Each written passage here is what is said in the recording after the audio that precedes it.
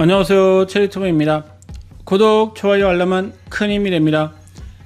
오늘은 우리 군에서 구형 트럭을 대체할 수 있는 전술 차량 양산이 본격화되고 있는 가운데 전술 차량에 대한 수출도 빠르게 늘어나고 있으며 이 때문에 K방산의 수출 확대에 크게 기여하고 있습니다.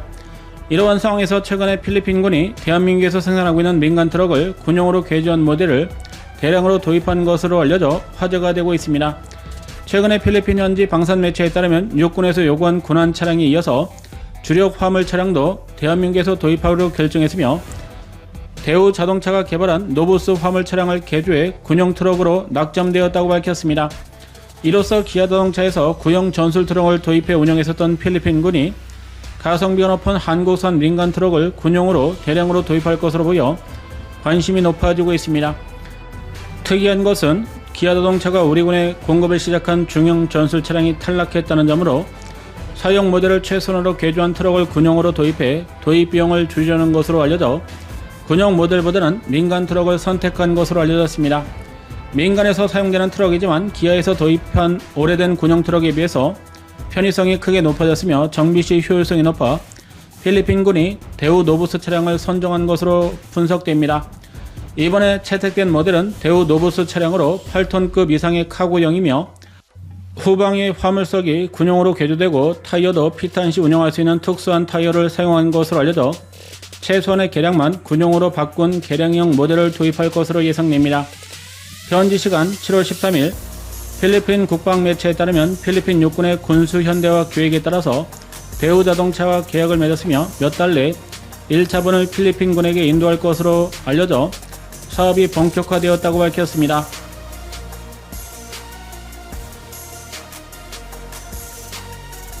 필리핀 육군은 이전에도 군안 차량을 대우 자동차 모델로 도입해 운영했지만 많은 물량을 도입하지는 않았던 것으로 파악되었습니다. 그러나 이번에는 카고 트럭 버전을 도입할 것으로 보여 병력과 화물 수송용 버전이 새로 운영될 것으로 보이며 도입 물량은 크게 늘어날 것으로 예상됩니다. 인도네시아가 KG 모빌리티와 협력해 현지에서 군용 차량을 생산하고 있는 것으로 알려졌었던 상황에서 필리핀도 한국산 트럭을 도입하기로 결정하면서 대우 트럭이 비방탄 모델로 인기가 높아지고 있다는 분석입니다.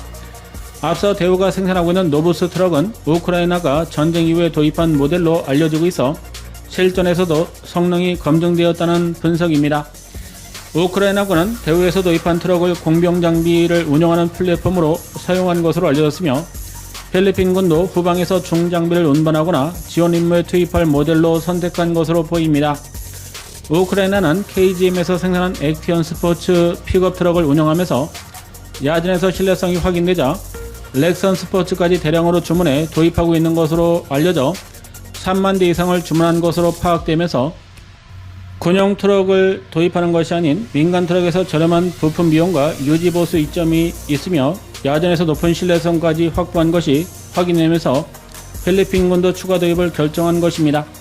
대우가 공급하는 트럭은 6x6 차량으로 필리핀군에서 운영하고 있는 기아자동차 KM500과 미국에서 공여받은 M939 트럭을 순차적으로 대체할 것으로 알려졌으며 기존 트럭들이 5톤의 적재 중량을 가지고 있는 데 비해서 더 무거운 화물 탑재량을 보유할 수 있어 군용 지원의 핵심 모델로 활용할 것으로 보입니다. 필리핀군은 이번 사업 확정으로 몇 대를 도입하는지는 밝히지 않았으며 기존에 편성된 군 현대화 예산을 사용하지 않고 새로 사업을 통해 조달하는 방법으로 비용을 줄여 매년 순차적으로 도입할 것으로 알려져 오랜 기간 동안 사업이 추진될 것으로 예상됩니다. 연간 수십 대를 도입해 중국군과 대치하고 있는 최전방 부대에서 교체가 진행될 것으로 보이며 육군과 해병대 공군 등 다양한 부대에서 장비와 병력, 소모품을 이동할 때 마당발로 사용할 것으로 예상됩니다.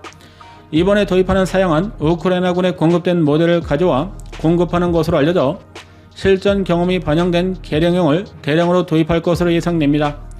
대한민국에서 2000년대 중반부터 생산된 노부스 트럭은 카고 버전을 비롯해 트럭터까지 대형 모델을 갖추고 있지만 배기가스 규제로 인해서 신형으로 개량된 모델로 바뀌었으며 군용 수출 시장에서는 구형 모델에 대한 인기가 높아지면서 신형과 구형 모델을 동시에 양산하고 있는 것으로 파악되었습니다. 우리 군에서는 대부분 수송사령부에 대량의 화물을 운반하는 용도로 민간용 트럭을 도입해 운영하면서 노부스 차량을 군용 도색한 버전을 활용하고 있지만 특이하게도 하픈 지대지 버전을 견인하는 용도로 노부스 트럭을 사용하고 있는 것으로 알려지기도 했습니다. 그러나 제3세계 국가들에서 인기를 얻고 있으며 방글라데시 육군이 유조차나 다양한 견인 차량을 도입해 운영하고 있어 국방비가 넉넉하지 않은 국가들이 군용으로 개조한 노부스를 운영하고 있는 것으로 알려졌습니다. 타타 대우도 2020년대에 들어 현대자동차가 개발한 신형 트럭의 주도권을 빼앗기면서 여러 번의 단종을 계획하기도 했지만 군용으로 관심을 보이는 국가들이 많아 쏠쏠하게 해외 수출이 추진되고 있으며 아직까지 이 때문에 단종을 확정짓지 못한 것으로 알려졌습니다. 유럽 국가들이 민간으로 개발된 유니버스 트럭을 그대로 군용으로 운영하면서 가성비 높은 장비를 도입해 운영하는 경우가 있지만 해외에서 노부스 트럭에 대한 인기가 높은 것으로 알려져 군용 모델로 운영해도 손색이 없는 것으로 파악되었습니다. 벤츠사에서 개발한 유니버스 트럭이 워낙 험지 돌파 능력에서 넘사벽이라 비교하기는 어렵지만 노부스 트럭도 험지 돌파 능력을 보유하고 있는 것으로 파악되었습니다. 체코가 보유한 타트라 트럭이나 러시아가 개발한 카마즈가 이러한 모델들에서 인기가 높지만 이들 모델들은 대량으로 구매하기는 비싸기 때문에 한국산 트럭이 새롭게 주목을 받고 있다는 것입니다.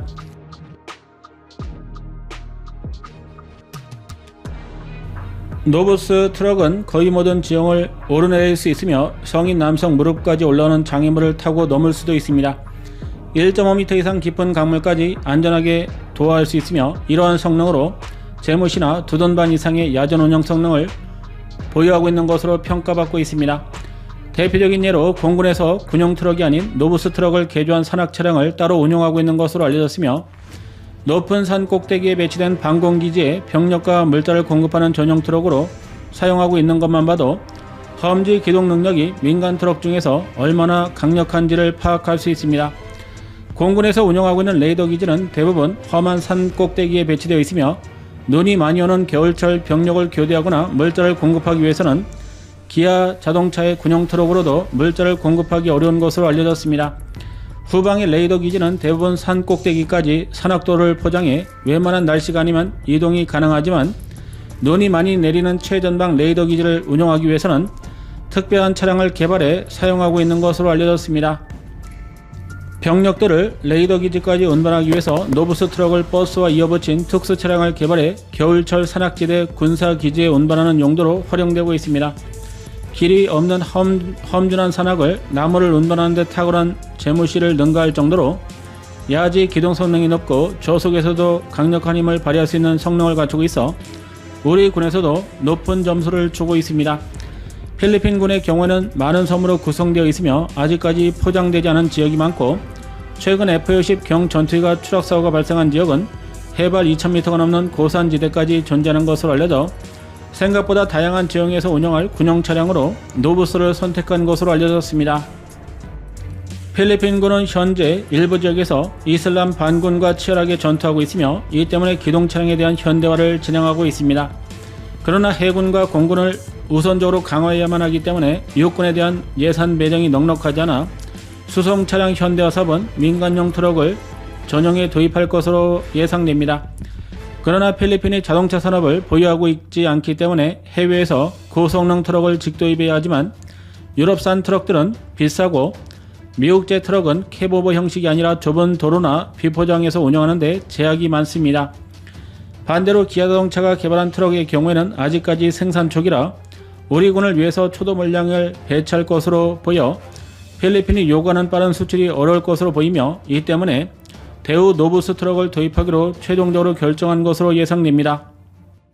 필리핀군에서 운영하고 있는 다양한 종류의 트럭들이 모두 3에서 40년 이상 낡은 기종들이라 다양한 모델이 존재하는 노부스 트럭을 지속해 도입할 가능성이 높다는 분석입니다.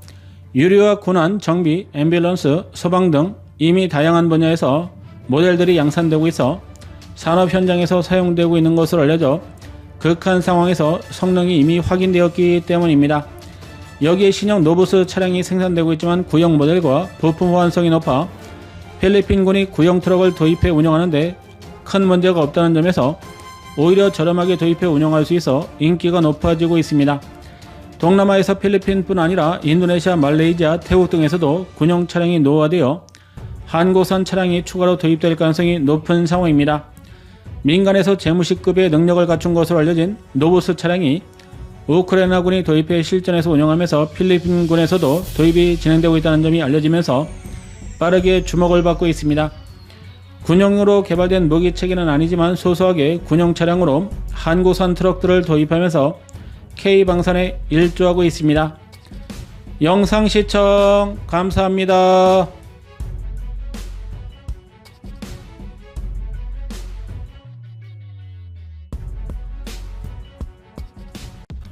안녕하세요, 최유튜브입니다. 구독, 좋아요, 알람은 큰 힘이 됩니다. 오늘은 독일이 본격적인 재무장을 계획하면서 무려 7,000대의 기갑 장비를 새로 도입할 것으로 알려져 전 세계적으로 관심이 높아지고 있습니다. 최근에 독일 연방군은 러시아 위협이 고조될 것으로 보고 그동안 운영했던 낡은 기갑 장비를 대대적으로 교체한다는 계획을 밝혔으며 전차와 차륜형 장갑차, 궤도형 중전투장갑차, 자주포 등을 포함해 무려 7,000대의 기갑 장비를 도입할 계획인 것으로 알려져 충격을 주고 있습니다. 외신들도 더 이상 미국에게 안보를 기댈 수 없다고 판단한 유럽이 본격적인 군비 경쟁에 나섰다는 분석이며 유럽 최대 군사 강국 중의 하나인 독일이 폴란드의 재무장에 충격을 받아 파격적인 군사 정책을 추진하고 있다는 분석입니다. 그러나 이러한 파격적인 군비 확장 계획에도 불구하고 독일 방산업체들이 제대로 움직이지 않고 있어 독일 정부를 골치 아프게 하는 상황이기 때문에 제대로 사업에 성공할지는 미지수라는 분석입니다. 이러한 우려를 반영하듯 최근 독일 국방부 장관도 자국 방산업체들에게 무제한의 자금을 투자할 테니 이제는 무기 생산의 속도를 보여줘야 한다고 밝혀 대한민국이 입증한 생산 능력을 보여달라고 강하게 압박하고 있어서 화제가 되고 있습니다. 독일이 재무장에 성공하느냐는 오로지 자국 방산업체가 얼마나 빠르게 생산 능력을 확보하느냐에 따라서 달라질 것으로 보여 독일 재무장의 선언이 구호에 그칠 가능성이 높아 대한민국에게는 호재가 될 수 있다는 분석입니다. 전통적인 군사 강국이었던 독일과 프랑스가 재무장에 막대한 자금을 투입하기 시작하면서 대한민국의 추격을 적극 견제하려는 가운데 동시에 군사력을 확대할 기회로 삼고 있지만 제대로 진행될지는 미지수인 상황입니다. 이것에 대해서 알아보겠습니다.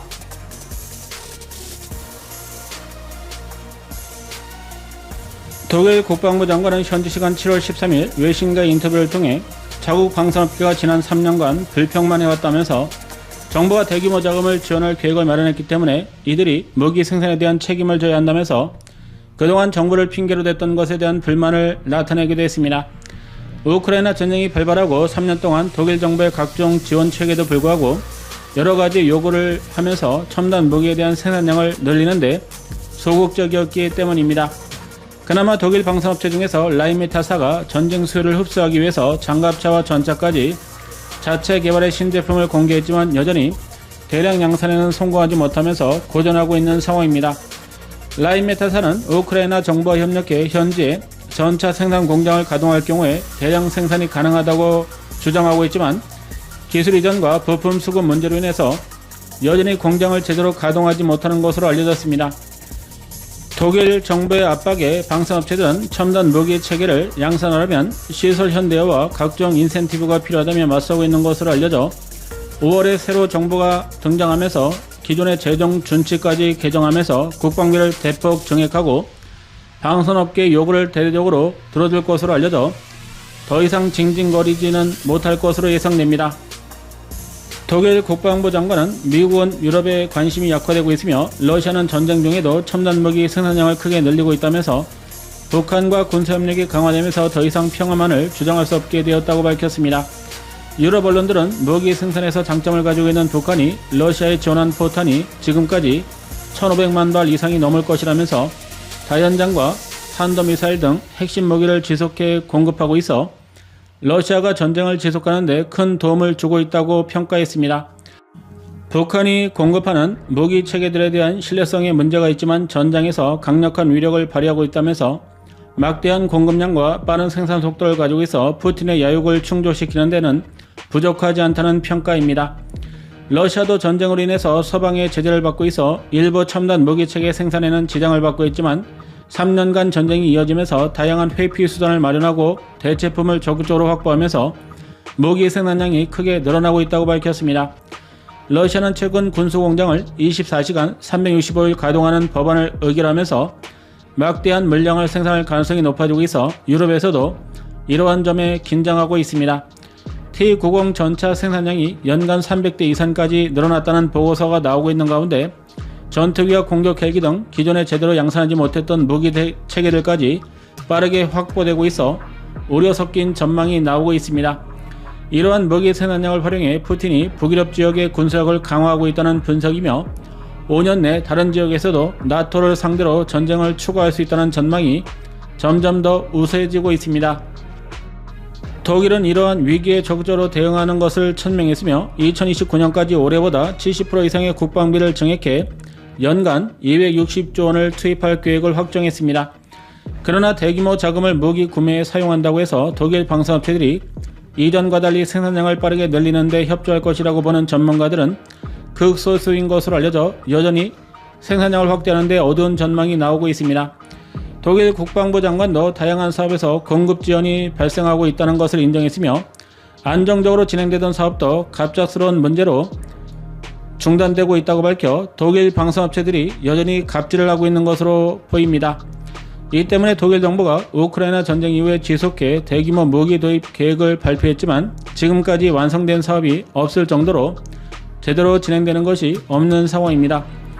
독일의 방산업계들은 전기값이 비싸 공장을 가동하지 못한다며 정부의 산업용 전기요금을 인하해 줄 것을 요구했으며 자신들이 투자해야 할 설비도 정부에게 지원금을 요구하는 등 각종 행패를 부리고 있습니다. 여기에 무기체계 생산 비용도 터무니없이 높아지고 있어 독일군이 자국에서 생산한 무기로 무장하는 데 이중고를 겪고 있는 상황입니다.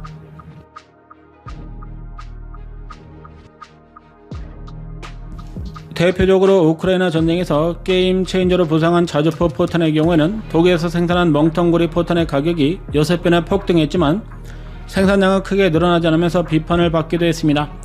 여기에 레오파드 전차도 연간 50대 이하로 생산량이 고정되면서 전쟁으로 늘어난 주문을 소화해내지 못하고 있다는 것입니다.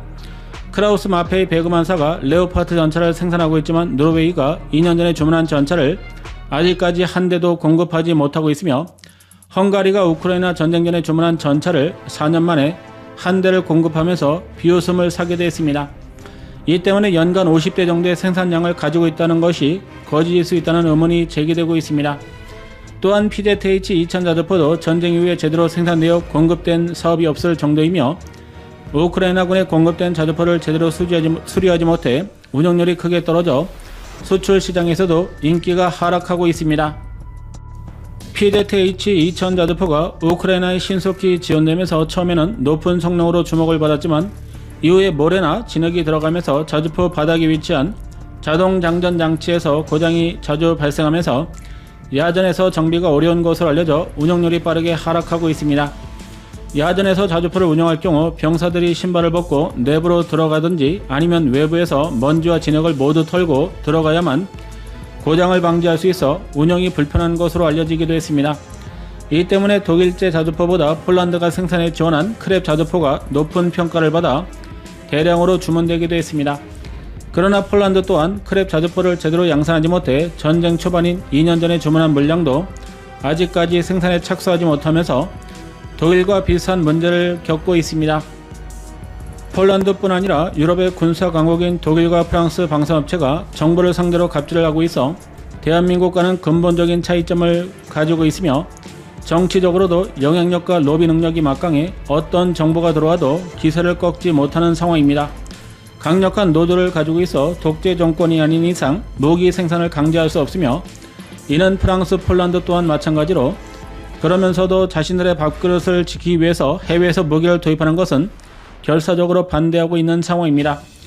강성 노조의 눈치를 볼 수밖에 없는 정치권은 표를 의식해서 지속해 원하는 것을 들어주다 보니 현재는 전쟁이 코앞에 닥쳤는데도 무기를 대량으로 생산하지 못하는 상황이라는 것입니다. 이 때문에 최근에 현지 언론이 보도한 7,000대 이상의 기갑장비 도입 계획도 성공하기 어렵다는 부정적인 전망까지 나오고 있습니다. 독일 정부는 링스 장갑차 2,500여 대, 복서 장갑차 3,000대, 레오파드 전차와 PZH-2000 자주포도 수천 대를 새로 주문할 계획으로 공개하면서 외신들이 깜짝 놀라고 있으며 이 때문에 잠자던 사자가 깨어나고 있다는 보도가 나오고 있지만 과연 독일이 이러한 프로젝트에 성공할 수 있느냐 하는 문제점이 의심되고 있습니다. 독일 정부는 자국 방산업체가 요구한 대규모 지원을 위해서 1년 내 700억 유로, 우리 돈으로 113조 원을 긴급하게 투입해 수천 대의 기갑 장비를 도입한다는 계획을 본격화할 것으로 알려졌으며, 이 때문에 내심 현지 방산업체가 시설 투자 인력을 빠르게 늘려 대량 양산에 착수할 수 있을 것으로 분석하고 있습니다. 그러나 그동안 부렸었던 목리로 인해서 낙관적인 것만은 아닌 것으로 알려져 앞으로도 다양한 변수가 발생할 가능성이 높다는 분석입니다.